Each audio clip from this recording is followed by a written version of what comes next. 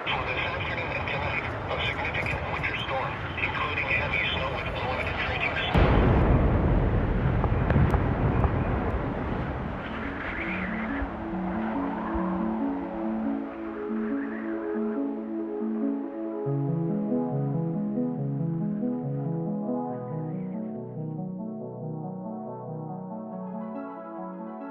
Hello, and welcome to the Snow Brains podcast, where it's my job to interview the most intelligent people in the snow sports industry and pass their fascinating knowledge on to you, our listeners. I'm your host, Miles Clark.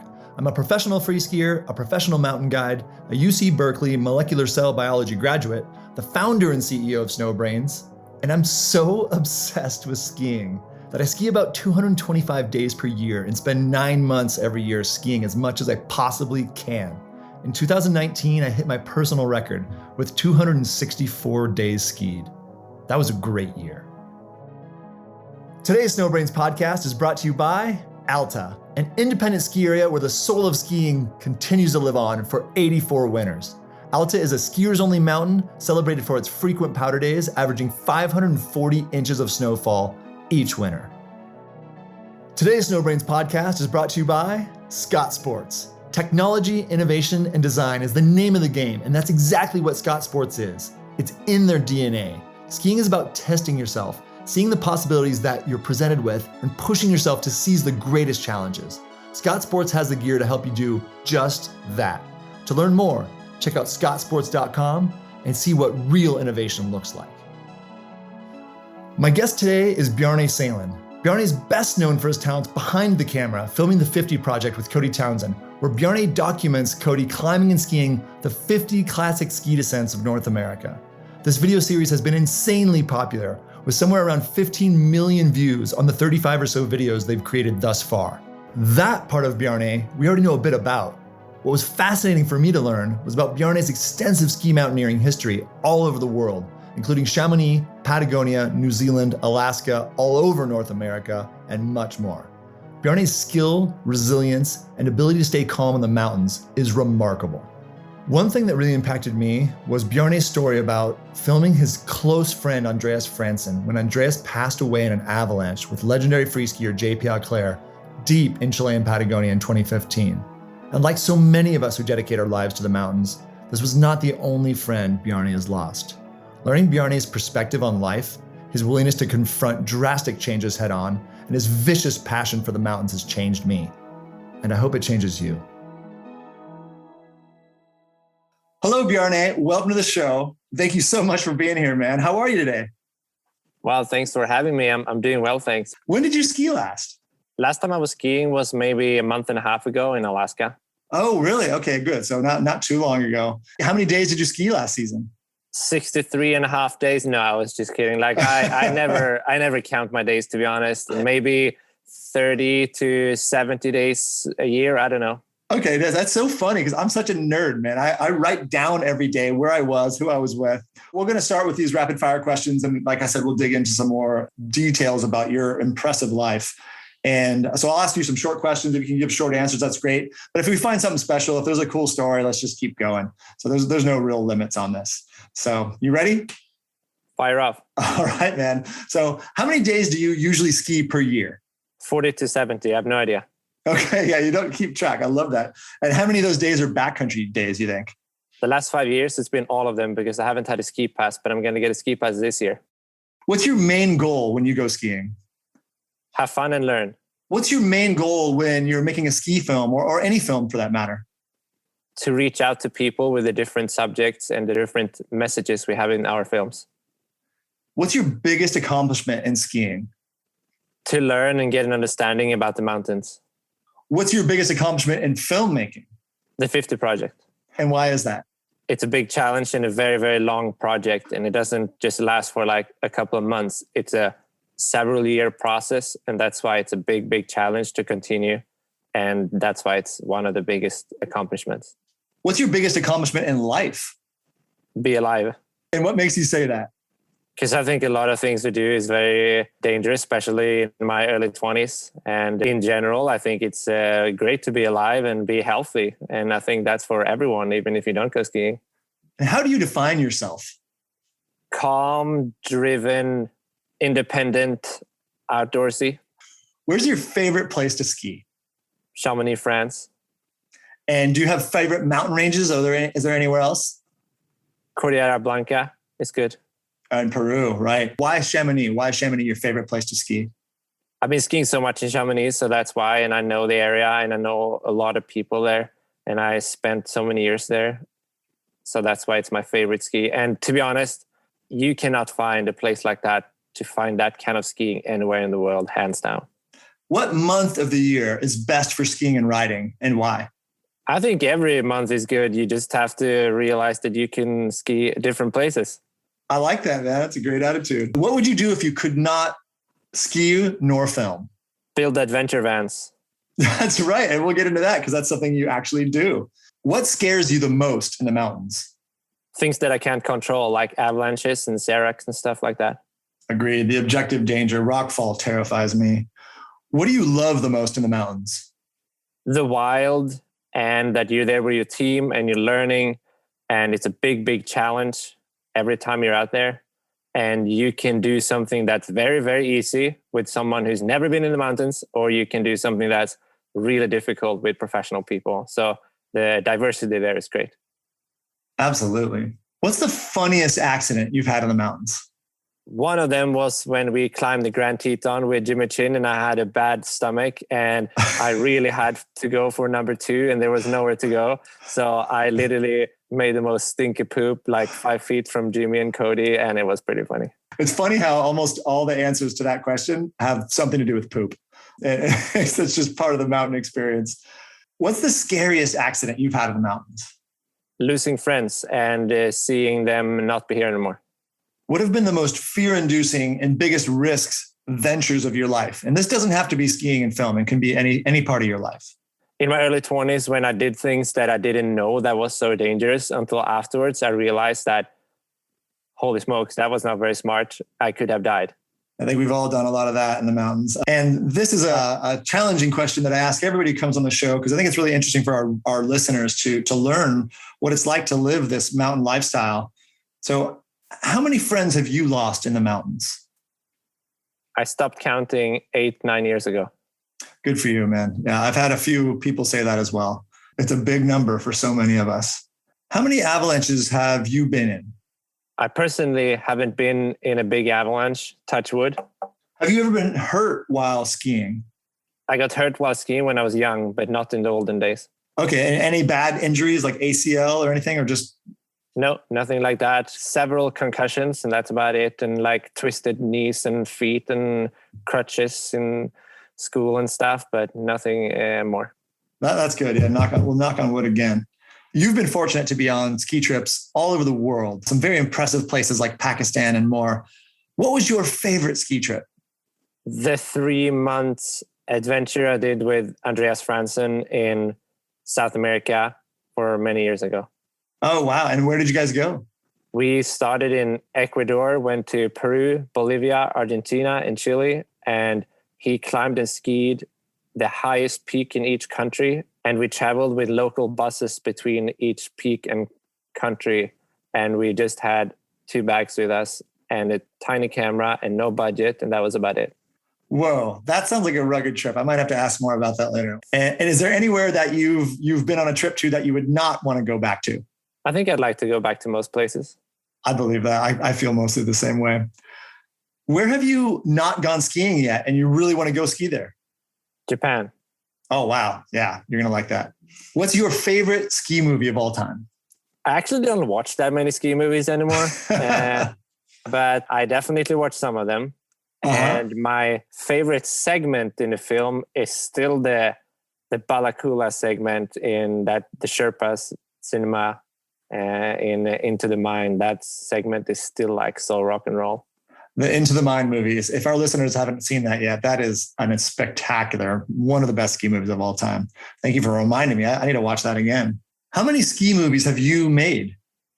I don't know how many ski movies, but it's a lot. It's a lot. Okay, nice, man. If you had to guess, is it over 10, 20? Yeah, definitely more than that. Wow, that's impressive. What challenges you intellectually on a daily basis? get everything done that I want to get done. Because you got a lot going on, right? You're filming, editing, skiing, climbing. What's your favorite book or books? Born to Run and Factfulness. Who has inspired you the most in your life?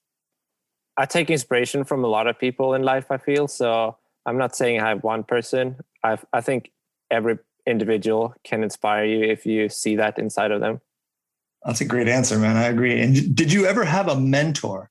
Andreas Fransson was my biggest mentor, and he still is.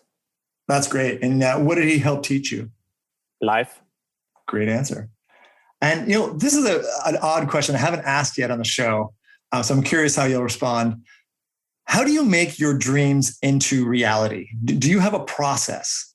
I think it's really cool how you can make dreams become reality. And first of all, you just have to believe in them and put them out in the universe.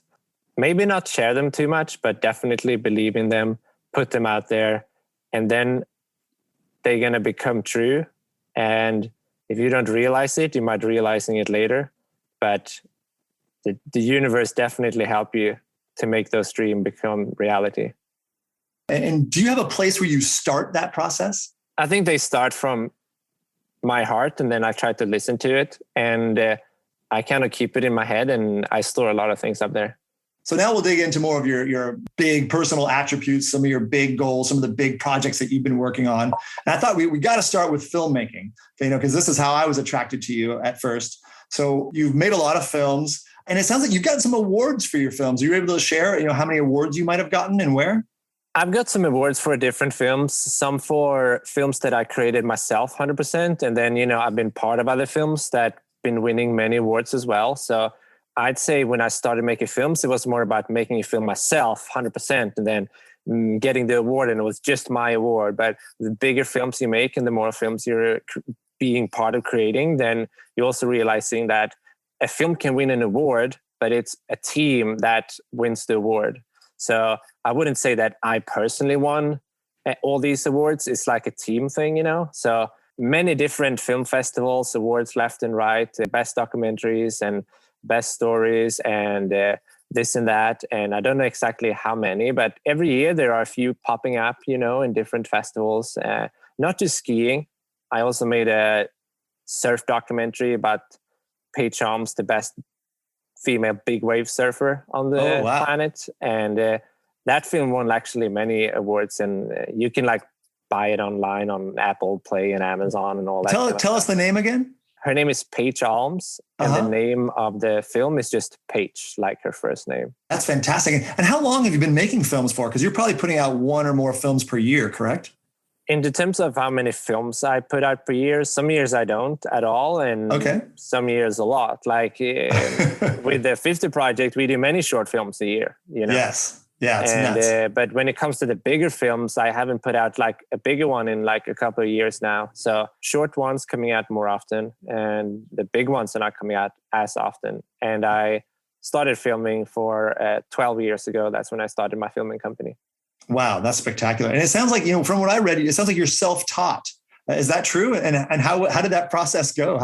Yeah, I'm 100% self-taught, and I think that I'm still learning, and people are still sharing, they're still teaching me, or I think you can always learn something. And I never went to school for filming or anything like that. I just kind of started picking up a camera for fun, and then realized that this is fun, And I was traveling around in Nepal when I was 20 years old, and I sat on a bus for 15 hours, and I just realized that, I want to start making films. I can do these blogs about other people, and I can do that and that and that.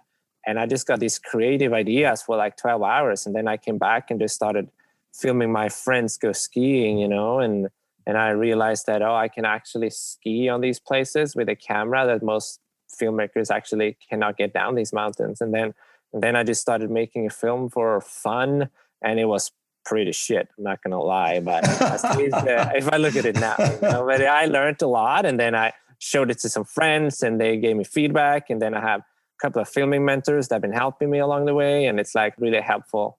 It's so important for our listeners to understand that not anybody can film these ski movies. You need somebody who's a badass skier, a mountaineer, somebody who can get themselves into, terrifying places at time to get the shot. And, obviously the camera person has to do everything the athletes are doing and more. You have a heavy pack. You probably had to do a little bit more vert because you're going to different places to try to get the shot. So really a big part of why Bjarne is so special is that he can get these places on top of then creating these images that are so spectacular. And so it sounds like on that bus was a bit of a breakthrough moment maybe for you. Were there any other breakthrough moments in filmmaking for you? You kind of a moment where everything changed, where you could truly see the light and see where you want to go next? I think that comes in most films you are making. At some point you are like, oh, this is how we do it, and then you're struggling, and it's kind of a process. Especially like how to get the story right and how to like show that to people to make them understand, because you sit there and you've been like, oh, but people must get this. And then you're like showing it to someone who never watched it and they're like, Bjarne, what are you doing? I'm like, oh, I didn't think about that, and then those kind of moments, I think in bigger films, you kind of, sometimes you don't get them, but when you do, it's like, oh yeah, now we're talking, and then you kind of understand how it's gonna go. So you started filming with the legendary ski mountaineer, Andreas Franzen, and your brother Morgan, who's a fully certified guide, as I understand it. And you ended up skiing and climbing some of the steepest lines in the world, following Andreas and Morgan around, and lines in Chamonix, Norway, Pakistan, Patagonia, and more. What was that experience like, skiing and filming Andreas and your brother Morgan when you were just starting out as a filmmaker? I moved down to Chamonix in France when I was 20 years old, and Andreas and Morgan, they lived together. So they asked if I wanted to live with them. And I was like, yeah, of course. And we lived in a tiny studio. It's small for one person, but we were three in there. And it was great because we were there to ski and learn about the mountains and basically just do ski season, So they basically taught me everything, both Morgan and Andreas. And I was filming with both of them in Chamonix, but then Andreas and I went on all these trips around the world. And it was so cool because still to this date, I never met anyone who has been that good in the mountains and that safe. I felt really safe with him and known that much about the mountains. And in the start, we didn't do too crazy stuff because they were so much better than I was in the mountains, it's like, but on the same time, I was happy to try things, and I picked it up pretty quick. The first ice climb I did was this classic ice climb routes on the North Face on one of the mountains in Chamonix. And it's like that kind of stuff they brought me on because they knew that I liked the adventure, then they knew I could do it. And, they kind of, the first step to get out there, they definitely took me to my limit straight away, which I appreciated a lot. They also, taught me every step, and it felt really good. So I'm very fortunate to have them, to have been living with them that basically took me under their arms, and showed me. And they were both in the guide school to become international certified mountain guides. When they were going to practice rope rescues, I was the victim hanging on the wall. I learned a lot like that. I was hanging there for hours, and they were like, oh God, we can do this pulley system to pull you up now. And I was like, yeah, cool, man, let's do it. So a lot of those things happen. That is so cool. I mean, it sounds like you moved to Chamonix at 20 years old. You were living with two super badass mountaineers training to be guides, and you just learned a ton from them. And it must have just hugely accelerated your knowledge of how to move and travel in the mountains. And that's great too, that you were also getting that background on rescue. And so Andreas went on to just become a larger than life figure in ski mountaineering, including, which I always blew my mind. His first descents were ridiculously impressive, including the south face of 20,000 foot Denali in Alaska. That one impacted me the most. What do you think? What drove Andreas to such heights, you think, to such an elite level? He did it for many different reasons, but one of the biggest reasons were he was a very spiritual guy, and he basically met himself when he did that kind of stuff. He was feeling that life cannot be much cooler than skiing down the south face of Denali. And what he means with that is that there are so, not in terms of like, oh, I ski the south face. That was not like that. It was more like the internal process and the mental effort it takes to do those kind of ski descents is just on a different level, man. It's like when he came down physically, sure, he was tired, but mentally, oh my gosh, like he was done. It was just like, totally tired, you know? So that's also a big part, but like such a big part of it to have your shit together when you do that kind of stuff. It's like, that's why most people don't do it, you know, because it's mentally exhausting. That's true. The mental aptitude and the mental focus that it takes to pull off things like that. Your brain has to be working at 100% capacity for sometimes 20 hours. Yeah, I agree with you. I believe that Andreas was on another level mentally, because seeing that the stuff that he was able to do was spectacular. And you were on the trip with him. So Andreas unfortunately passed away in an avalanche in 2014 with legendary free skier JP Auclair on a trip with you in Patagonia. And you were on that trip, and Andreas was very close to you. How did Andreas's passing affect you, and how did it change you? It definitely affected me in many, many different ways. I kind of took a step away from the mountains to just think about life for a little bit after that, because you also question yourself, like, should you continue this or should you not? I decided to continue. I maybe don't take the same risks anymore as I did. Not just him, but also all the other friends we're losing all the time, you know, that I'm personally not just taking the same risks anymore as I did 10 years ago. Yeah, it definitely impacted me, both JP and Andreas, because also on these trips, you get so close to each other, you know, you don't have anywhere to you don't have any time to be for yourself really, and you're just hanging out. So it was definitely impacted my life significantly, and still to this day, you know, I think about it very often, you know. It was a big moment, not in a good way, but it was one of the biggest moments for sure. Yeah, thank you for sharing that. It's so challenging when you're there, when someone passes away. You know, I was skiing with my brother when I was 19. My brother passed away. It even impacted me right now, just talking about it, you know, and that was forever ago. You know, I'm 43 now. That was when I was 19, and there's not a day that goes by I don't think about it. And it changed me forever. You know, like you said, it changes you in ways you almost can't articulate. You can't explain.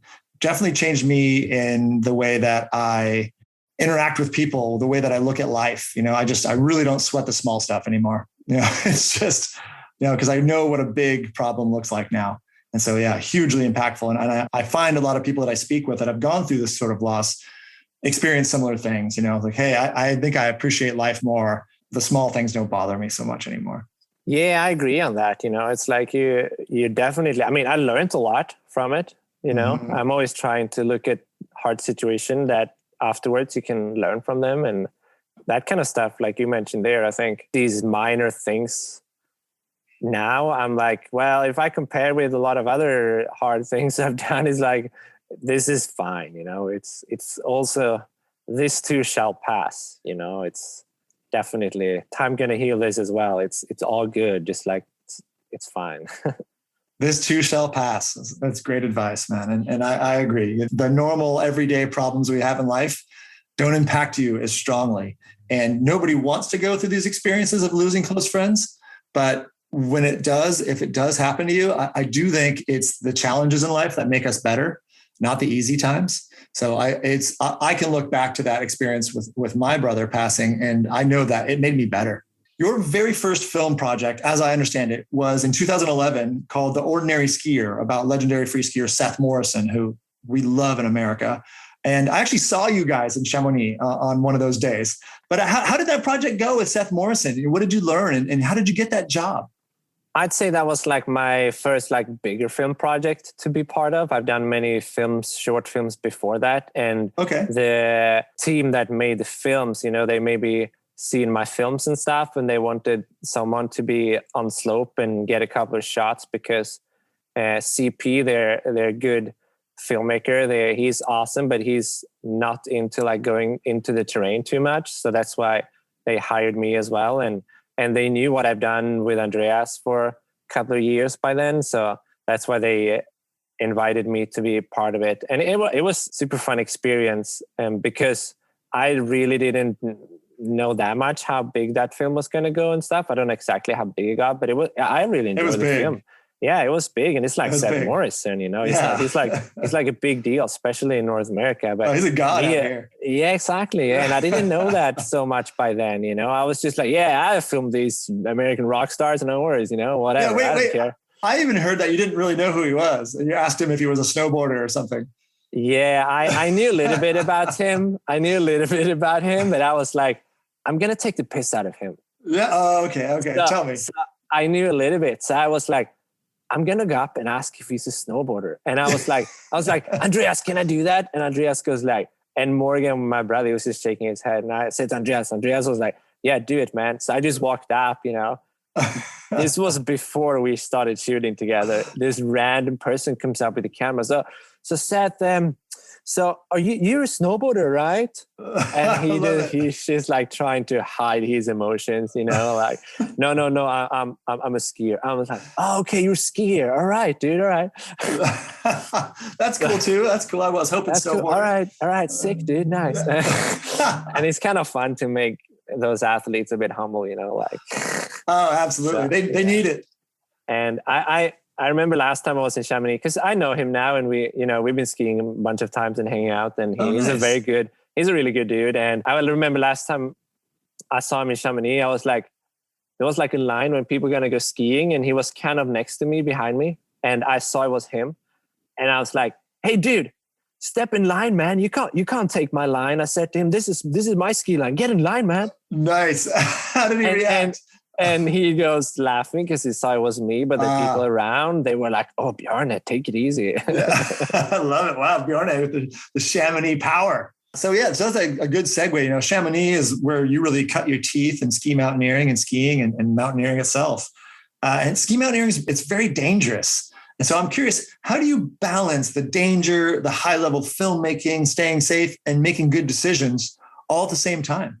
It's a very hard balance. And I think that in my early 20s, I took more risks than I do now. And I learned a lot during that time as well.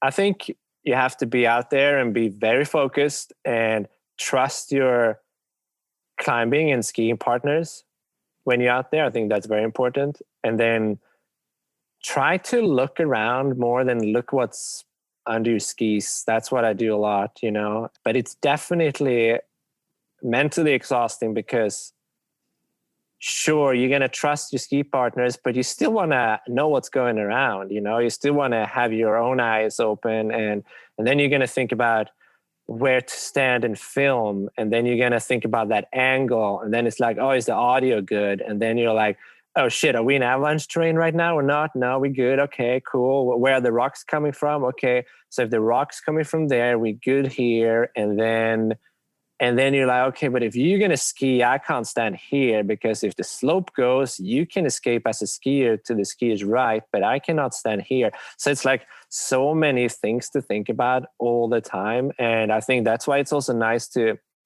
be filming a lot with Cody right now as well, because he's been doing it for many years. So we don't have to communicate that much. And sometimes I suggest something and sometimes he suggests something. And I think it's harder to be filming with people in the mountains that maybe haven't done it that much, because then you as a filmmaker need to think even sharper about all that kind of stuff, you know. And I've done that before. Like I've been filming others when they are new to ski mountaineering, even if they are great free riders or something. And it's so hard because they just don't know all these dangers and all these rope techniques and all this climbing stuff. And that's way harder than actually filming someone who's a professional ski mountaineer and have their shit together when it comes to like crampons and ice axes. I personally don't have to worry about them, you know, and that's nice. That's huge. Yeah. No, I mean, it's an honor for me to talk with you because I've always been, and I think our listeners are always curious about who's making these movies. As a kid, my dad would always say stuff like that. We'd be watching a movie about Everest. My dad would always say, yeah, this looks really hard, but think about the guy with the camera right now. Like it's even harder for him, you know? So I appreciate your perspective on all that there's so much going on for just a regular mountaineer in these situations. And you're doing that plus all the filming and changing positions to get shots. And it's way more complicated to be the filmer, that's for sure. And I want to dig into that a little bit more here as we segue to the 50 here in a second. But I first wanted to ask you, if you could make a film about anything or anyone, who or what would you make that film about? What would be your dream film project? Someone who can inspire the audience the most. And to be honest, it doesn't matter so much about what sport or if it's a sport that person is doing. It's more about what impact that person or those people can have on the audience. That to me would be like my dream project, and hopefully show something that haven't been showed before in terms of a story. And right now, I don't know what that story is, but if it's such a good one, then that's really, really cool. Like, for example, right now, I'm still working on a big project. That's going to be probably one of my biggest films I've done. And that's a story that I'm like so passionate about. Like when I watch the footage, I still cry. Like, I'm not kidding. Wow. It's like, it's so beautiful. It's about these female rafting and kayaking guides from Nepal. They were not very appreciated as kids, like many girls in Nepal. And I've been there many times, so I started to know them, and I've been filming them for many years now, on and off. And for example, that's like my dream project, because I learned so much from that. And it's not me telling the story, it's me just sharing it, because I'm this white Swedish dude who actually doesn't know so much about Nepal, even if I spent that much time there. So they are helping me to like make this film, and I could not make it without them, and they couldn't make it without me. So it's a beautiful process to get it going, but it's been taking time, and I haven't done so much on it the last year because I haven't had time and other things I prioritized. But it's coming along, it's going to be finished one day. And when it is, I'll be really proud and happy about sharing their story, because it's so cool. And I'm really excited to see it. I think that story does need to be told. And I really personally just get so much uplift from these inspiring movies. If I watch a horror film or Quentin Tarantino type of movie, I just feel kind of down or just, I don't know, off afterwards. But when I watch something uplifting afterwards, man, for a day or two, I feel like I'm just beaming, I'm just inspired, and my mind is going to these higher places, and trying to make myself better. So we appreciate you making these films, and I'm very excited for Changing the Flow when that comes out. So you're from Sweden, and you ended up in Chamonix, and then you somehow ended up in Mount Shasta, California. How the hell did that happen? Shasta is a beautiful place, but it's not where I would have pictured you ending up. I lived in Chamonix for 7 years, and I really, really liked that area. And I did have a lot of friends passing away, and I wasn't enjoying it as much living there anymore. So, and then the accident happened with Andreas and JP. And just after that, I met a Californian girl, and nice. I was like, you know what? We should try things in life, like probably want to move out of Chamonix at some point and at least take a break from it. And then I met her, and I was like, you know what? I'm just gonna go over there. Why not? So I just moved over to California, and, we were like together for some time, and then that didn't work out anymore. And I decided to give it a try in North America anyway, because I was like, well, I'm here, and I have my friends and my projects here now, so I'm going to give it a try. And then Shasta was a great community, actually. It's not the biggest town, really, but the friends I have there they're really good people. It's like outdoorsy people and very strong, small community. And that's why I hung out there a lot. And then I moved to Hood River in Oregon, where I'm based now, where I've been for couple of years, So that's the reason why I came to North America. Well, sweet. Let's jump into the 50 project, because we have to. This project is amazing. I think it's gotten so much publicity. Last time I looked, it was over 7 million views on the videos. It might be more now. I got to double check that. But if for those of us that don't know, the 50 project is Cody Townsend's quest to ski all 50 of the classic ski descents of North America. as per outline in the book called The 50 Classic Ski Descents of North America, which is written by Chris Davenport, who's been on our show, and Art Burrows and Penn Newhard. And it's a spectacular, beautiful coffee table book. And Bjarne is filming all this, by the way. So you've got to be a really incredible mountaineer to film all this stuff. So Bjarne is the one that got the call on this. And I'm sure that was an exciting call for you. But I think what we all want to know is, how much more work do you do than Cody Townsend on these projects? I mean, I just picture you've got heavier pack. You probably do a little more vertical. And I'm curious what else, what else happens behind the scenes that we don't see? It's a lot of things that's going on. But something that's to remember, though, it's not just climbing a mountain and skiing it down and filming it. It's like so many other things that Cody's doing before, he's wearing a lot of hats. It's like trying to get to the right location. We got to have all the funding for the project, all the sponsors and all this and all that. So it's so much, it's crazy, a lot of computer work and networking. And so Cody's working a lot on that kind of stuff. And he's always like talking to people left and right in North America, like how are the conditions here? How are the conditions over here and here? And what are the local people we can reach out to? And what are the snow avalanche forecasts saying in this region? And then we have to like decide where to go. And then he knows where to go. Actually, this is pretty funny because I normally never been to the place we're going.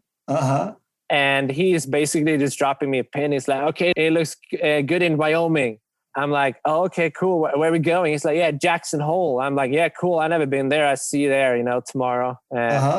First time I stepped into my ski bindings wasn't the top of the Grand Teton, and that's the first ski tour I did in that area, that kind of thing. So yeah, it's kind of a funny side thing to know about. And yeah, it's a lot of things that goes into the project. And so when we're up on the mountain, then it's like I feel I'm maybe working harder on the way up because I very often have a heavier backpack.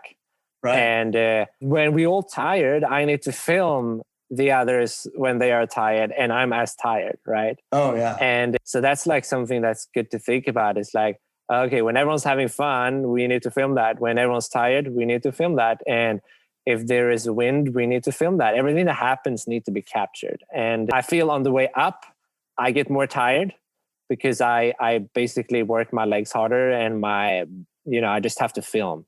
With a heavy pack, yeah. Heavy pack. And there is actually an episode coming out in the fall when we actually swapping roles, Cody and I. Oh, that's great. It's a great idea. So it's kind of in the teaser a little bit. I hope I didn't say too much, but that's fine. I think it's so okay. then you will also understand how it is for me to be in front of the camera and how it is for him to be behind the camera.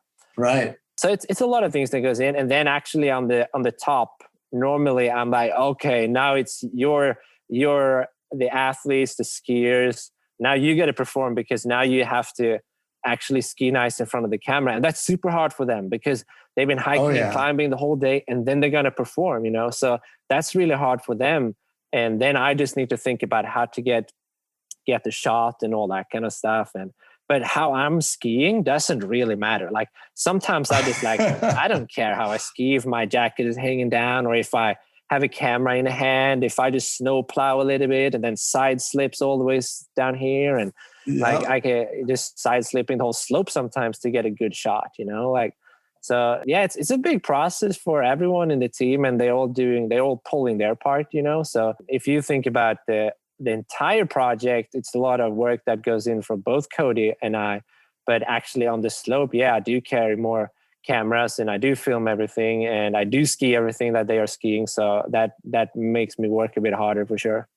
I am so impressed with what you do, Bjarne. It's because I know if there was a graph of me of how tired I get and then how much filming I do, it just plummets as I get tired because I'll look through my pictures, my camera.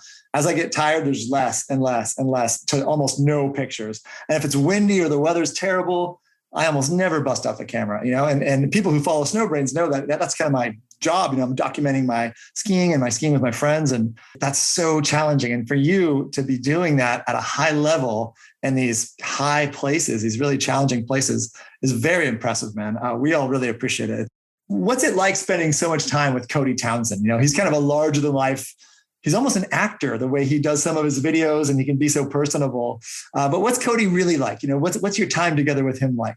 I think both of us are pretty easygoing, and I think we're having a good time. Like we haven't had like a lot of fights and stuff, and I think we just kind of go easy on things pretty often. And he's very professional. He's running businesses, and he's been in film projects so many times and worked with filmers and sponsors, and he's got his shit together, which is awesome. And we've been having our own vans traveling around with, so we get a little bit of privacy by ourselves to hang out. That's key.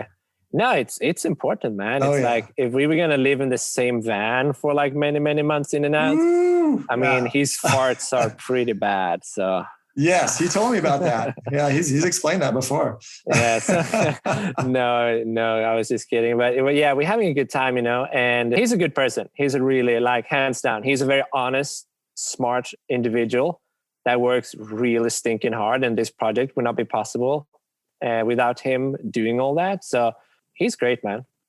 You guys have been working really stinking hard. How many of the 50 have you done so far?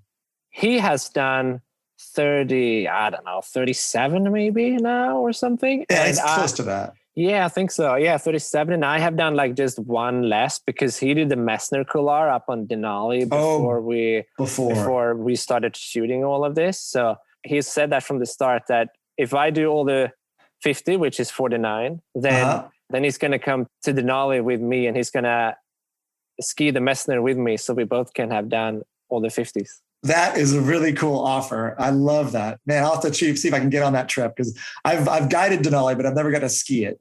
I wore snowshoes. It was terrible. It was bad. Walking downhill was not ideal. I would much rather have skied it. So you guys got about 13 left to do. And some of the ones that you have left to do are challenging, right? They're kind of the bigger, the scarier, the more infamous ones. Of the lines that are left, which one do you think would be the most challenging for you guys? Yeah, it's interesting because they call it 50 classic ski descent in North America, and some are really difficult and they only see like 1 or 2 ski descents, and some of them are like really easy. Like Mount Hood is on the list, which is like a super easy run. You just kind of run it up and ski it down, and that's kind of it. And then there are some other ones that are really easy, and then there are a handful that are like very difficult. And I'd say there are 3 of them that's kind of the cruxes. And it's Mount Robson in Canada, which is one of them. And then another one is Mount St. Elias in Alaska.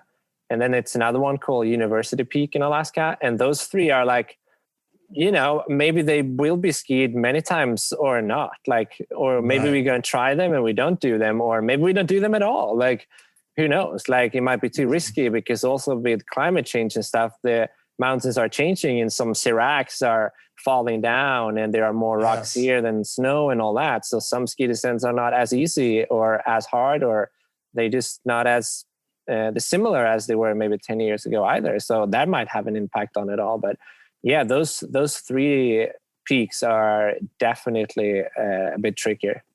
And Mount Robson is in the Canadian Rockies. I think it's 13,000 feet something, is a big, scary mountain. And Mount St. Elias is 18,000 feet, and it goes literally to the beach. It is a monster. I think it's the longest ski descent in the world. You can basically ski 18,000 feet, and the weather is horrible because it's so tall and it's right on the beach in Alaska. And then University Peak in the Wrangell St. Elias mountain range is a huge one. And I've actually seen St. Elias and I've seen University Peak from a plane, little planes flying around in that area when I used to work up there. And good Lord, those things are terrifying. They're so big and so exposed. And yeah, it's hard to even wrap your mind around it when you see it from the sky. You guys did go and attempt Mount St. Elias this year. Are you able to talk about that at all? We had a great experience on Mount St. Elias. We learned a lot. We got a bit of weather and we heard a lot about it before. And it's a cool mountain. Okay, good. Well, that sounds like that's as much as you can share. And so I'm really excited to learn more about that trip. Of the mountains that you've skied so far for the 50, which was the most challenging for you personally so far?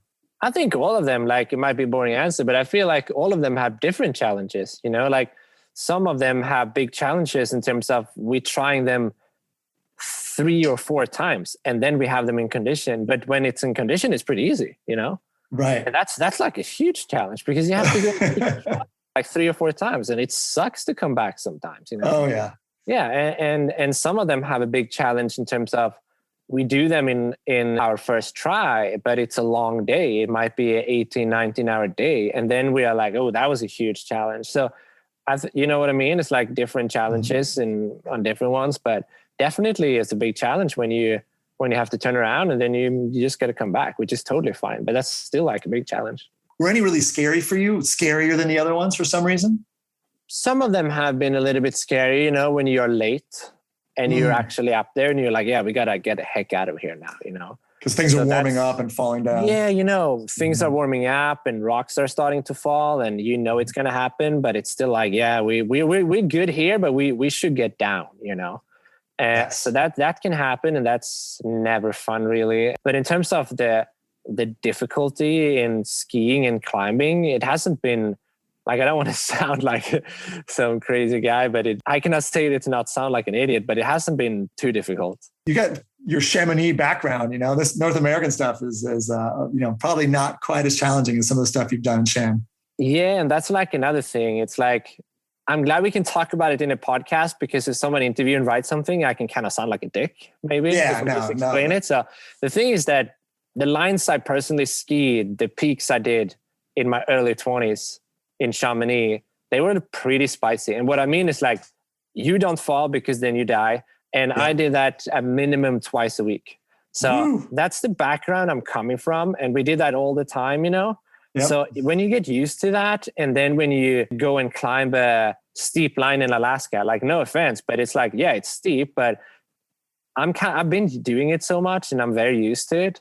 So if I compare that with those gnarly things in Chamonix, where it's like seracs over you, and then you're like climbing under it for some time, and then you're skiing down, and there is a big rappel in the middle of the ski line. Oh gosh! You cannot tomahawk down that thing, because in the end there is a rappel, Yeah. So when you're used to that, and then you ski the 50 classic ski descent in North America, it's definitely not as difficult or as dangerous as it can be in the European Alps sometimes. Some of the peaks that we have on this list are definitely on that level in terms of difficulty and exposure and how dangerous it can be.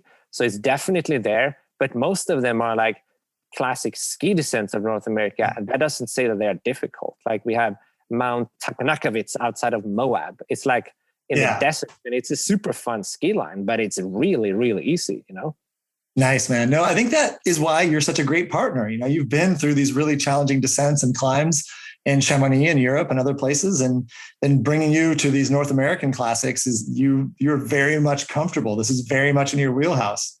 Yeah, and it's not just in Chamonix, like also in Chamonix and in North America, you're actually close to rescue and all that kind of stuff. Right. But when you try to do these kind of peaks, like in Pakistan or in South America, where it's like no one around and you can't get rescued, like that's very, very difficult and dangerous compared to, oh yeah, we started at the trailhead this morning in our van. That's very different from being on an expedition in South America, where you have to walk in for a week to get to base camp and you carry all your shit with you, and there is not a single soul out there. The only way you can reach the people is with a satellite phone every 20 minutes. Like if you've done some of that, then you also understand that starting from the trailhead, even if it's very difficult, is difficult, but it's not the same. Well, I think from that perspective, it almost feels like front country when you're coming from a trailhead versus being, like you said, when you're a week deep in Patagonia and you have a satellite phone, how quick is rescue actually going to come if you call? Well, it's not even going to come, maybe. And exactly. Yeah. It'd take them a week too to get out there, and if they had a helicopter, and it's a big if in those regions. So yeah. Which one of the 50 classic ski descents that you've done so far was the most fun for you? I like challenges. So when it's very challenging and it goes very well, it's super fun. I think the one we did 2 peaks in like 2 days up in Alaska called Meteorite and Pontoon. It's the one we did with Jeremy Jones, and it's in the TGR film as well. And the TGR, we worked with them up there, and it's called Peak Obsession in our 50 series that we done. It's the longer film, like 32 minutes or something. I think those peaks were like super fun because they were really challenging, Meteorite is like such an iconic peak, and it just stands out. And it was Unreal. such a long day, like 17 hours door to door from the car in the morning, like, and then Pontoon, we tried it the year prior to that.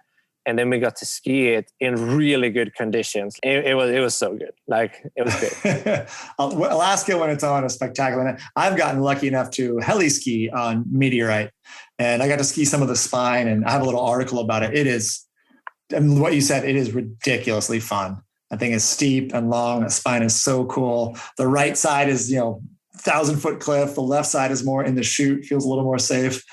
Imagine to do that one when you start 2 a.m. or 1:30 a.m. from the car. It's like the rewards you get afterwards is like amazing. Oh, I bet you're on cloud nine, just buzzing. And I thought it was scary and challenging to do from the helicopter, and I was well rested. You guys have been climbing all day and then ski that line. That is a real challenge.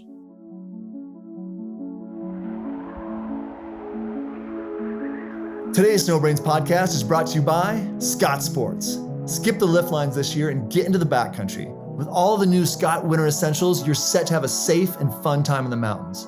Check out the new product line at scottsports.com. Today's Snowbrains podcast is brought to you by Alta. With an 84-year history, Alta is a place that is steeped in history and tradition. We're not talking about your grandfather's or grandmother's mothbally ski sweater tradition. We're talking about the birthplace of avalanche research in North America kind of tradition. Alta is a place where 5 independent lodges still offer the tradition of family-style dinners, and a place that has ski bars that generations of skiers have frequented.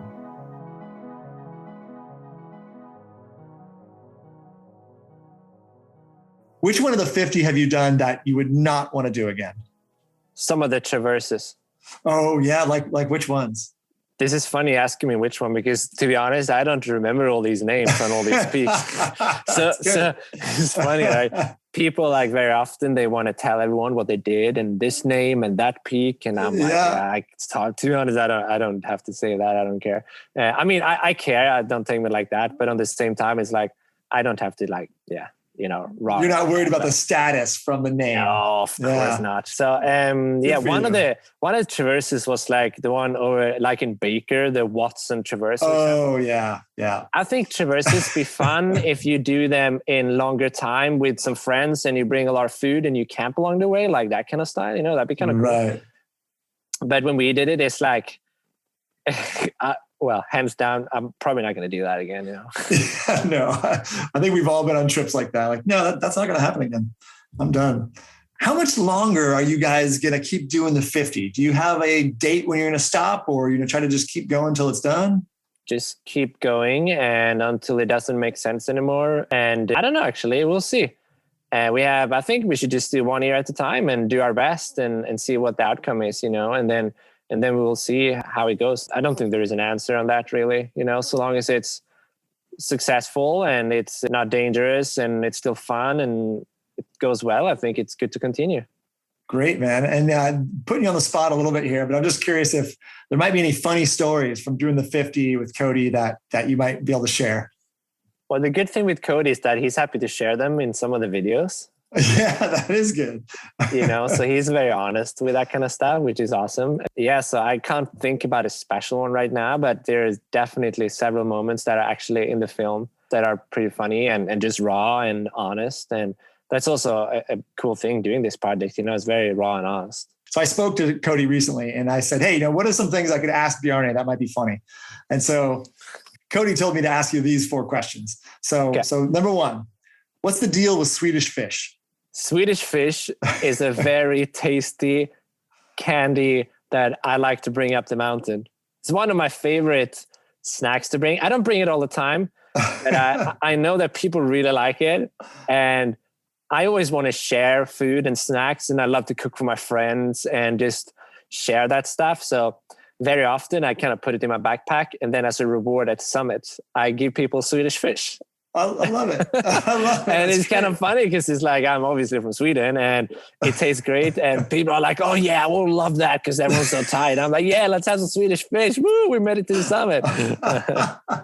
That's a great celebration, man. Yeah, Swedish fish makes everybody happy. Yeah, All right. that would be a great sponsor. You know, I would be stoked on Swedish fish sponsor. It'd be great. All right. You hear that, Swedish fish companies? You need to call Bjarne right now. That would be a great, and easy to plug, especially if you do it on the summit. Like, hey, we're on the summit. This is what we do. Like the French do champagne, the Swedish do Swedish fish. Exactly.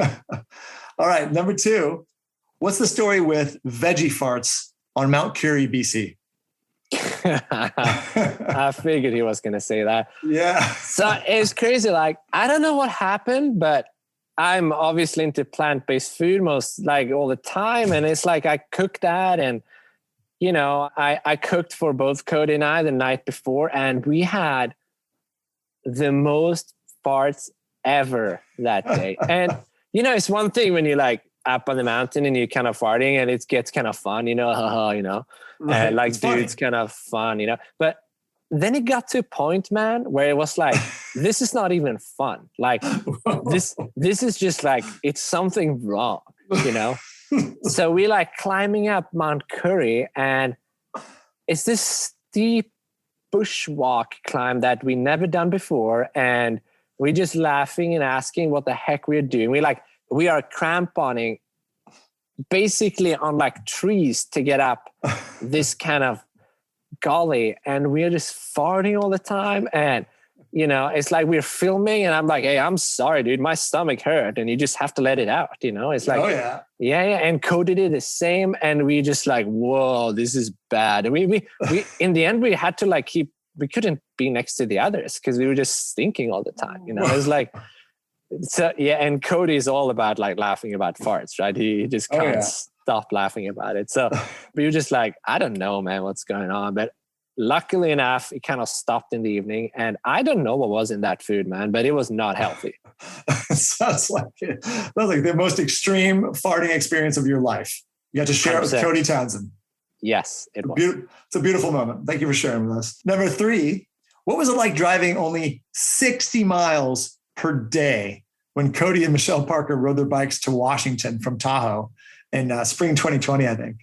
I thought it was going to be pretty boring, to be honest. When we started, I was like, I'm just going to stop, get a couple of shots, and it's going to suck. But to be honest, I was by myself, and I had my van, and I put my e-bike on the van, and I charged the e-bike in my van when I was driving. So it was fully charged all the time. Mm-hmm. And, you know, the solar panels and everything is just charging out the batteries in the van. So I could just charge everything.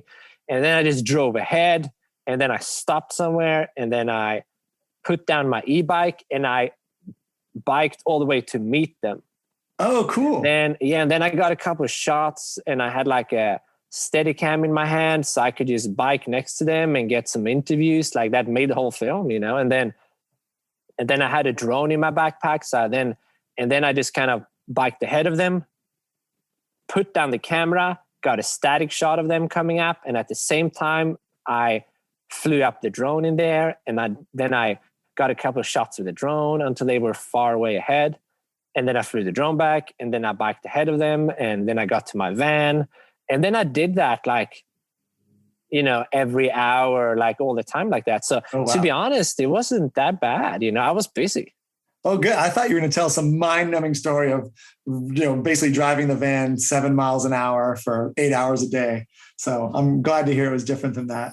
So number 4 is, I might not say this right. What's Calais caviar? Cody asked you that, right? Yep. So Calais caviar is a Swedish traditional thing, and it's in a tube. And what's in the tube is basically a fish roe. Fish eggs. Fish eggs, basically, like smashed into paste. And you put it on whatever you want. Basically, very often on like a sandwich or crackers. It's savory, and it's really salty, and it's really fishy. It's very hard for me to be plant-based diet because this Swedish caviar you can buy at IKEA, and I go there and I buy it. IKEA, yeah. I love it because they're Swedish. I love it. So yeah, when we're on the road, you know, and Cody loves it. So last time we were on the road, I stopped at IKEA and I bought him 2 tubes, and he was stoked. So I bet. yeah, and it's really stinky and really tasty actually. And a funny side note when it comes to this Swedish Calais caviar is in Swedish TV, they even have this commercial about Callus Caviar. Like everything you sell, they have freaking commercials. This is a funny one. So they have this booth when they go to different nationalities around in the world.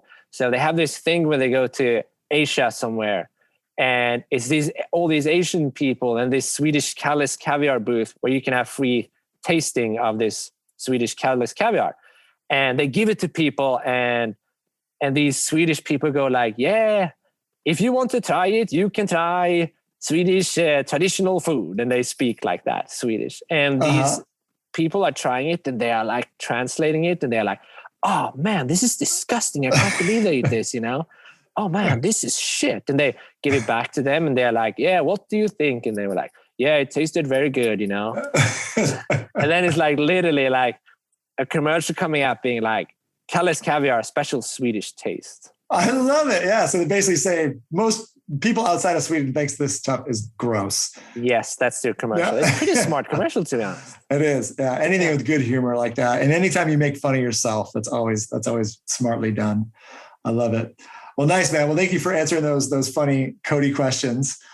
I want to jump into a little more serious topic. Cody told me a little bit of the story of you guys rescuing an injured skier at Mount Joffre in British Columbia. And I was wondering if you wouldn't mind telling us that story, because you were the first person on scene. You were the one that was hands-on. So I'd love to hear your perspective. If you could just kind of give us a start. But my understanding is a skier fell down a really challenging chute, maybe one that you looked at even that day on Mount Joffre in BC, and he was very injured, and you made the move to go check on him and help him get out of there. Could you tell us that story, please?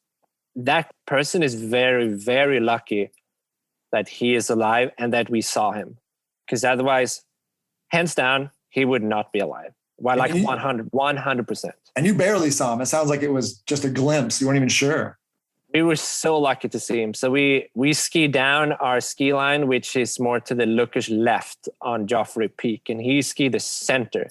We came down to the bottom, and we just talked a little bit, and we just got the last shot of kind of Cody skiing down on the little bit flatter down there. And while he stopped, he just looked up.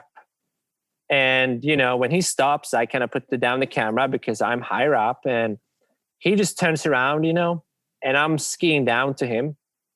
And we were like, he was like, someone's falling down the center. And I'm like, what are you talking about, dude? Ooh. Someone's falling down. I was like, I'm looking up, and I'm like, I can't see them, dude. No, they just stopped. I just saw it with my eyes. And he's got really good vision, Cody, as well. So he can actually like see very far people in the mountains when most people can't. That's cool. So that's like a really another superpower.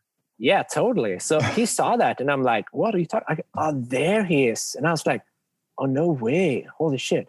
Is he moving? Because he was so far up, He was maybe, I don't know, 1,500 feet up, 1,000 feet up. Really far. Don't take me on that. I'm not 100% sure, but we were kind of far down, and we saw him. And we were like, oh my gosh, what are we going to do? And I was like, hey, Cody, instead of just running up there, wasting time, because this might not be nothing. But Cody was like, he was tumbling down. I don't know if he's alive. I was like, oh shit. Ooh. So I was like, okay, we have one battery left on the drone. Let's fly up with the drone and check on him. So I flew the drone all the way up to him so we could both look. And you could see his face was red of blood, and it was blood in the snow. And he's standing up, and we were like, okay, he's alive. He's standing up, And we can't communicate with him because he's very far away. So we were like, okay, we need to get a rescue here, Yeah. So I decided to put my skins on and I was basically fucking running up there. And you must have been tired after a huge day. Oh, I was exhausted. And then Cody skied down as fast as he could. So Cody skied down to the car, jumped in the car, and talked to rescues and sort all that out. And why he go down and I go up is because he knows the people in Pemberton. He's been in British Columbia way more than I have. And I could probably run up there faster than him. So I was like, okay, you go down there, I go up.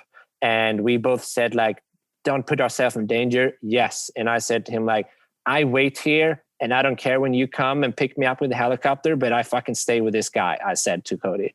Wow. And he's like, okay, cool, see you later. And he just shut up.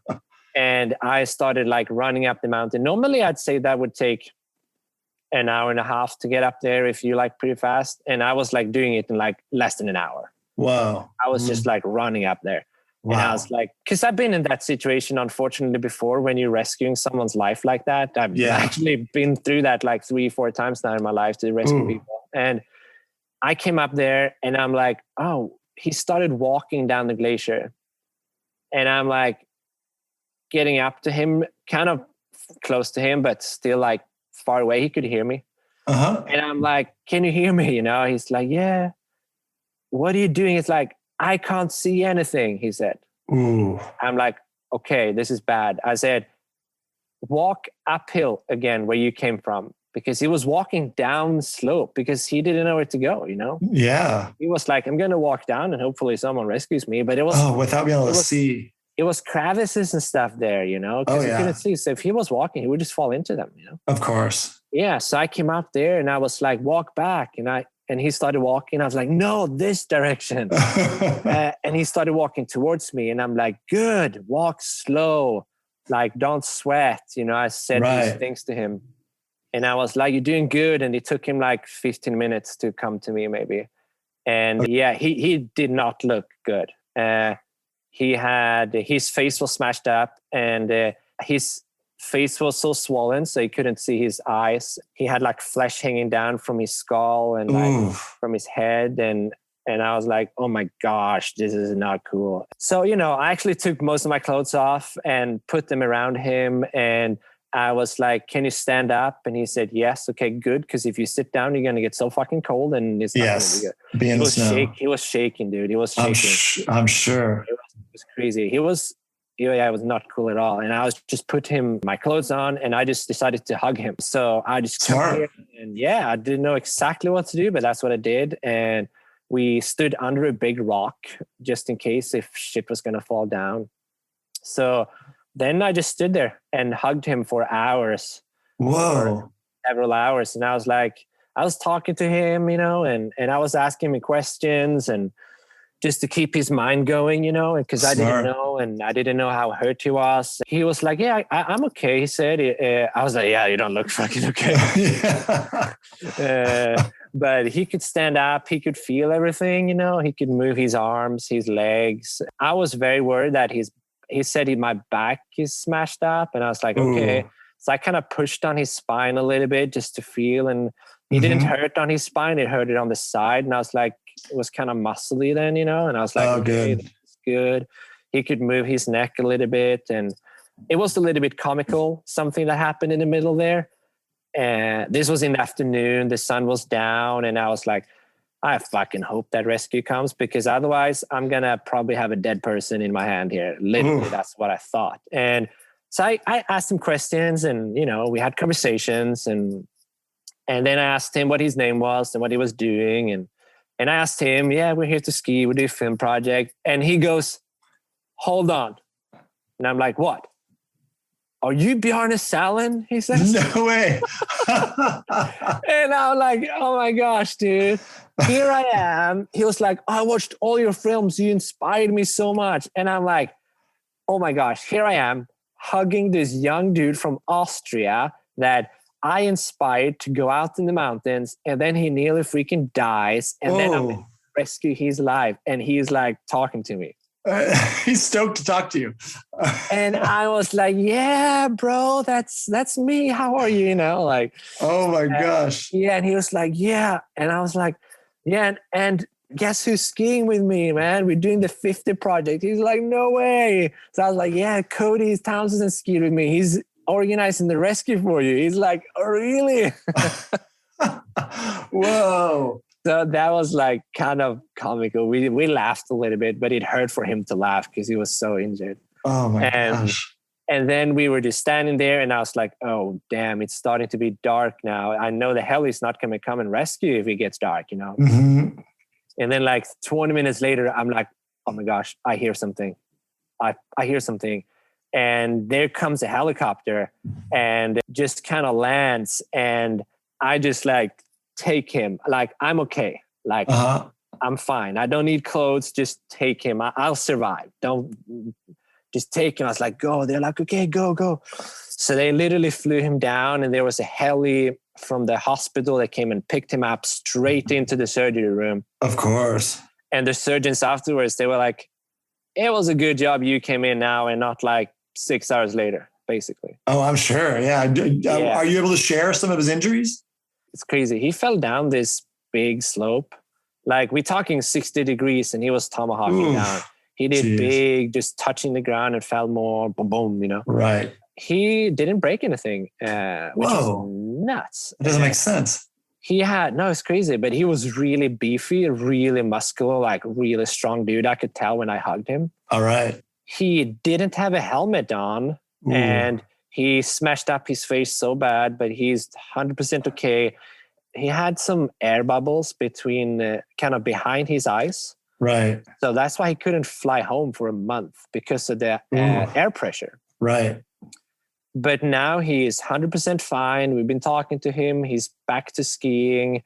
Nice. He has hardly a scar. It's like... Oh, that's great. Yeah, he's all good, you know, which is fantastic. And you know, I just stood up there in the darkness when he flew off, you know, and they said they're going to pick me up. And I was like, okay, sure, you know. So it started to get dark and I see a helicopter down there and I flashed them with my headlamp so they could see me. Smart. Otherwise they could never see me. And they came and they just picked me up and we flew back, you know. Oh, thank goodness. Yeah. That'd be scary to ski down in the dark. Yeah. Otherwise I just had to like follow my own skin track and it'd be fine in the dark. It'd be fine. But yeah, he's happy to be alive. That's for sure. And I'm very, very happy that we were there. So am I. Thank you so much for sharing that story. And thanks for saving that guy. And yeah, how interesting and kind of ironic that you had inspired him to be there potentially too, man. That's a heavy load for one day. You know, that's a big mental process right there. So let's just talk about skiing. You know, how did skiing come to you? When did you start skiing? You grew up in Western Sweden, is that right? I grew up in southwest part of Sweden and there's no skiing around there really. And we just went skiing like once a week. Our mom took my brother and I when I was 5 and my brother was 7. And then our mom just taught us to ski. And after that, we just went once a year basically to go skiing. And then when we got a bit older, like teenagers kind of thing, then we skied more and more and more basically. So that's how it started. Nice, man. And then what spurred you to get so into skiing? It was fun. That's easy. That's easy. I love it, man. So you have been doing these projects, including the 50 project, all kinds of film projects, and you've gotten into van life, essentially, in the US. It's nice to have a nice van and travel around, especially when you're working with Cody. So how long has it been since you've been doing van conversions? So this has been something that you've been doing as a business now. Is that right? Yeah, that's correct. I started making vans for fun because I needed them for the road when we were filming. So I've done it every year now for like 3 years in a row. 1 van a year, use them, sell them, make another one, create, build, convert, design everything from scratch. Fun. And I think that be able to like build vans is not easy if you've never been on the road. You know, like you can be a great builder, but you don't know what works and what doesn't work. And I've done some carpentry before, and now I've done like 3 full van conversions.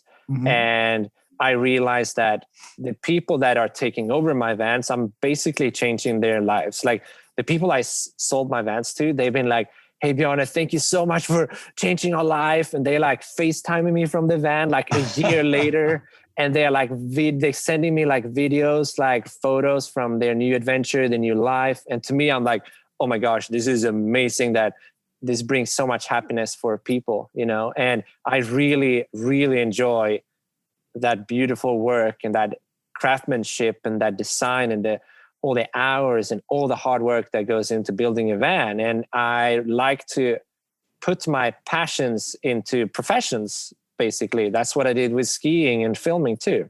So I decided to start a van conversion company this year called Salen Adventure Vans, same as my last name, Bjarne Salen, Salen Adventure Vans. And great name.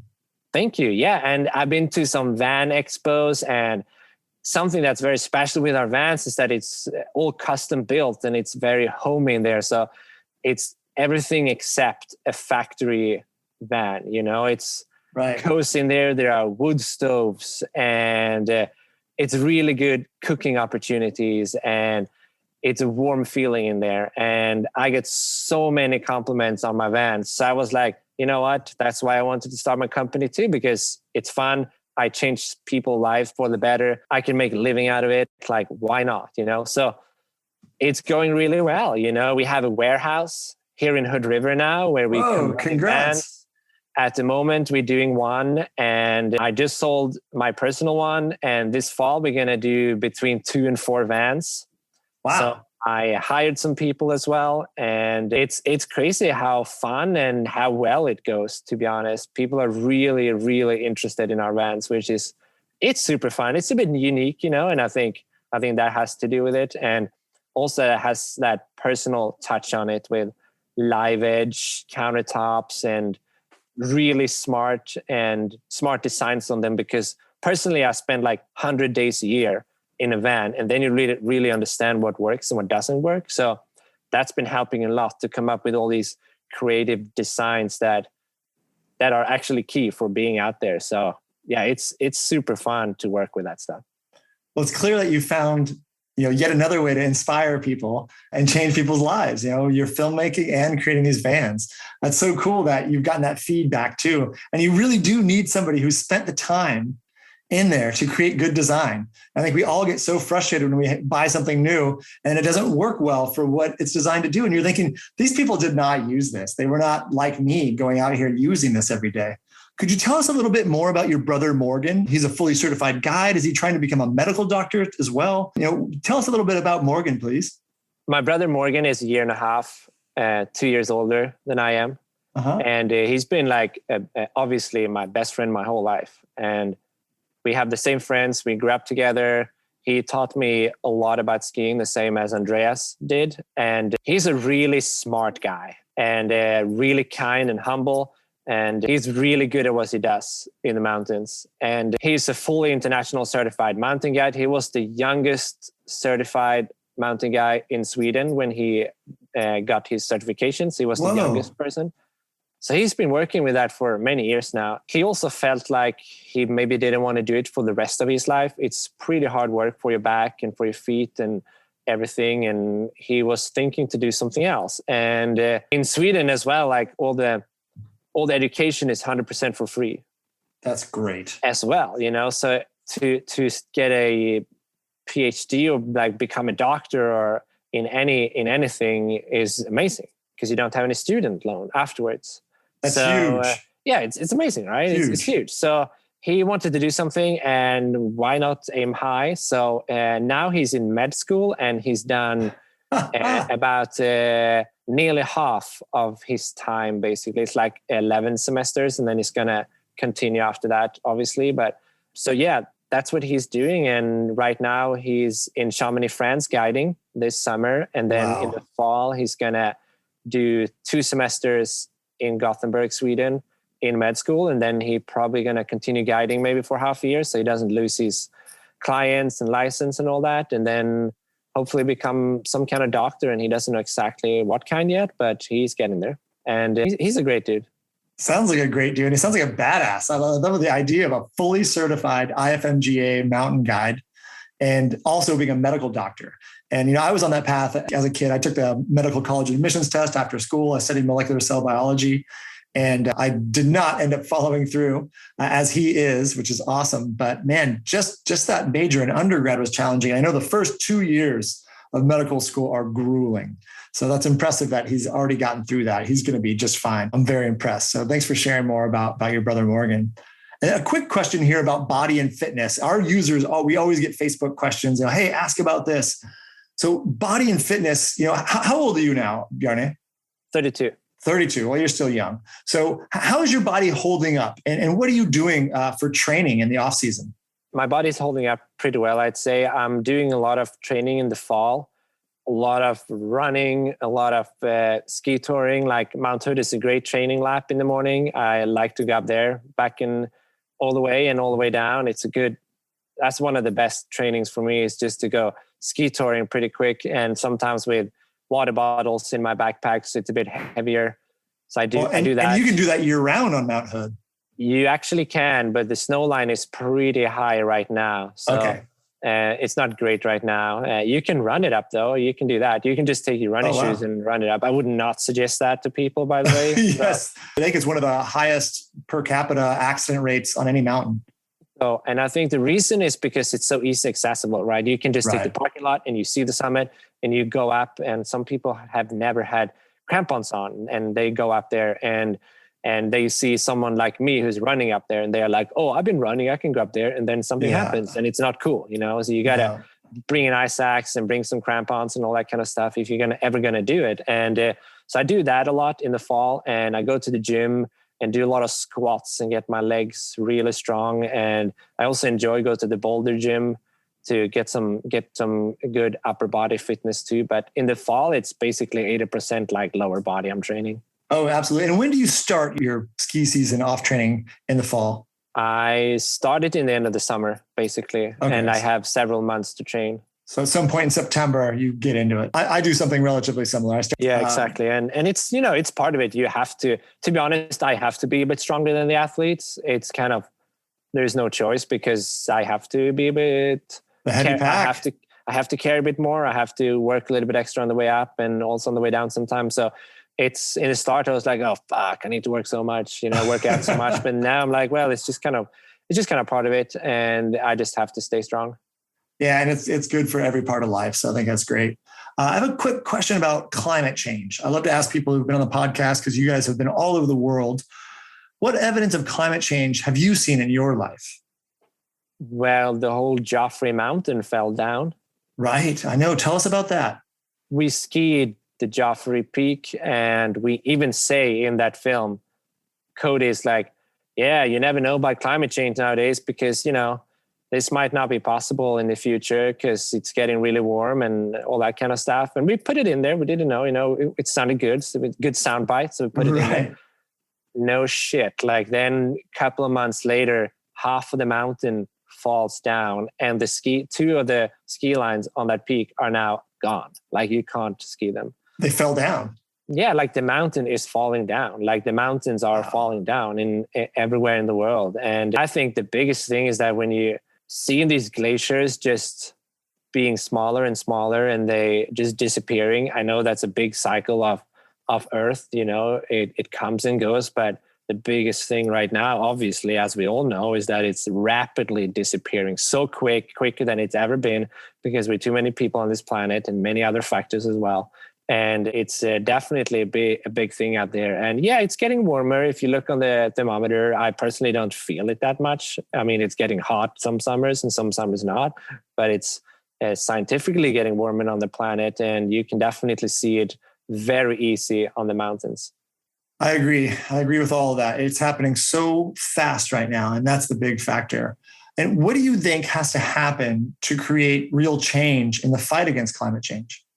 I think a lot of things can happen. We need to be more creative and invent more environmentally friendly products. We can obviously eat less meat because it doesn't matter how you flip that coin around. It's not as good for the planet. And I think there are a lot of things like I don't have a PhD in climate change environmental studies. So I think other people can speak way better than me about that. But personally, I feel do some changes with yourself and with your close family and everyone around you. And I think a big part can be to talk about it with people that maybe don't know anything about it. Just like awareness, I think is good, more knowledge and more understanding of how it's been and what we do with everything right now and what can or what's going to happen if we don't change. So, you know, there are a lot of things, and I'm definitely not perfect. Like I can definitely work on things as well, you know, and I think the younger generations are understanding it a little bit more than maybe my mom and dad or my grandparents, because that's just kind of how it is. But definitely more solar, more electrical things, like get electricity from other sources. And I mean, that's one of the biggest reasons eating plant-based diet, you know. Makes sense. And I definitely echo the awareness. I think that's a great strategy, is just to help bring awareness to the topic. I think that's smart. Real quick, Why do you live in Hood River, Oregon? You could live anywhere in the world, and you've chosen to live in Hood River. Tell us why. Why I'm living here? Well, I wanted to move out of Mount Shasta and ask some people in North America where I should live. And I told them what I want, and they knew what I want. And give me your top 3, I said to them. I asked like 5, 10 friends. Everyone said different places, but most people said the Pacific Northwest and Portland/Hood River is a great area, most people said. So I just trusted my friends, and I was like, well, I know it's not the best skiing, but that's totally fine. There's great whitewater kayaking here because I'm really into that. And wow. Yes, I've actually been teaching whitewater kayaking in Sweden for many years. Good for you. And it's, it's close to Portland, which is a cool city. I never saw myself live in a city, but it's great vegan food and it's close to the ocean. I'm a big fan of the ocean. And I was like, okay, I trust my friends. I'm going there. So that's why I moved there. And I didn't know anyone here when I came here, but now I'm starting to get some kind of community here, which is awesome. That's great. And I know Hood River, Oregon is just spectacular. You can kite surf. There's tons of windsurfing. The water there is great. You got skiing, mountain biking, pretty much everything a mountain person would want, all in one very small concentrated place, which is great. So let's just brush on COVID really quick. Bjarne, this has been a wild ride with coronavirus the last 2 seasons, making everything crazy. How has COVID affected you and changed your life? And have you found some positives during the pandemic? It definitely affected everyone, and some people way more than it affected me personally. And it's been harder for more people than it's been harder for myself. So I shouldn't complain that much, really. And I feel that in terms of my profession, it definitely changed because when they shut down all the recreational areas last year, all the national parks, all the forests, like everything, we couldn't go out and do anything. And obviously it would look pretty damn bad if Cody and I were like, yeah, we can go and ski. It'd be not cool. So we obviously didn't do anything a year and a half ago for a big chunk of time. After that, when things opened up, we could start doing things, but we wanted to do it respectfully. So, we, at that time, Cody didn't have a van. He had his truck and I had my van. And we decided to do this biking project with Michelle and Cody. And that was like basically quarantining together for 5 weeks. And I was the only one going to the grocery store, filling up gas, going into public places once or twice a week with a mid-quarantine. It's like, it was perfect quarantining, to be honest. We didn't see anyone. It was a safe thing to do. And it was legal because we could actually go into all these places because they did open. Right. So we didn't step over any lines, lines like that. And so that kind of sense, it worked out okay in the end, but we couldn't do anything for like a couple of months there. So nice. Of course that was hard. Couldn't do any work. It was very difficult. And then I personally haven't been able to go home to see my family for 2 years, but I'm actually going in 2 days on Monday morning. Oh, congrats. Thanks. I'm really stoked. I'm actually going to France. I'm going to Chamonix to visit my brother on Monday. Oh, that's great. And I'm going to be there for a week. And then we go to Sweden together. I'm going to be there for 1 month. So it's going to be so nice to see my family. I haven't been home for 2 years, like I said. So it's definitely something I'm looking forward to. And something that has been good. I always try to twist something good out of every situation in life, basically. And the good thing, you have to, right? I mean, if you're going to see everything negative, even if it's a negative thing, it's going to be a pretty miserable life if you're just going to be negative all the time. So one thing that's really good with this is that the pandemic taught us to stay in touch with our close friends more and be grateful for what we have. Like, people are panicking because they can't get that and that from the grocery store. I'm like, it might be a good thing for us because we are pretty damn spoiled to get whatever we want, whenever we want. And especially kids nowadays, man. It's like, I don't have kids, so I can't speak too much about it, obviously, because then parents probably, and most likely, they definitely know more than I do. But the thing is that kids nowadays can go and they want that and they want that and this and they get it. And now during the pandemic, it's like, well, sorry, kiddo, it's impossible. We have to we got to take this instead. And you're going to be happy with that and face it and period. Like, that's just end of this discussion. And I think that's been like really helpful for a lot of young people and personally for myself as well. I can't go to the grocery store and get whatever I want all the time. You just have to be creative and take what you have and make food what you have back home. And so I think in that sense, it's been that's been a positive twist on it all. Being grateful for what you have. And I am grateful for having you here on the show. Bjarne, this has been fantastic. That's all I've got for you. Do you have anything you want to share here at the end of the show? Thanks for inviting me, first of all. I'm very thankful for that. So thanks for that, and really enjoy your guys' show. And it's an honor to be on here. So thank you. It's an honor to have you on here, Bjarne. I learned so much today. It's been great talking with you. I appreciate you. Thanks again for being here, and have a great day. Thank you. You too. Thank you so much for listening to the Snowbrains podcast. If you liked this podcast, please share with your friends and family, and please subscribe. To find out more about Snowbrains, please visit us at snowbrains.com. You can also find us on Instagram, Twitter, and Facebook at Snowbrains.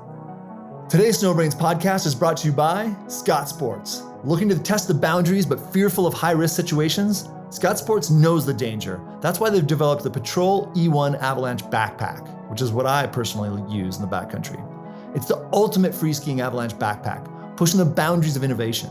The supercapacitor technology, along with exceptional design, result in one of the lightest electric airbag backpacks on the market to date. To learn more, go to scottsports.com.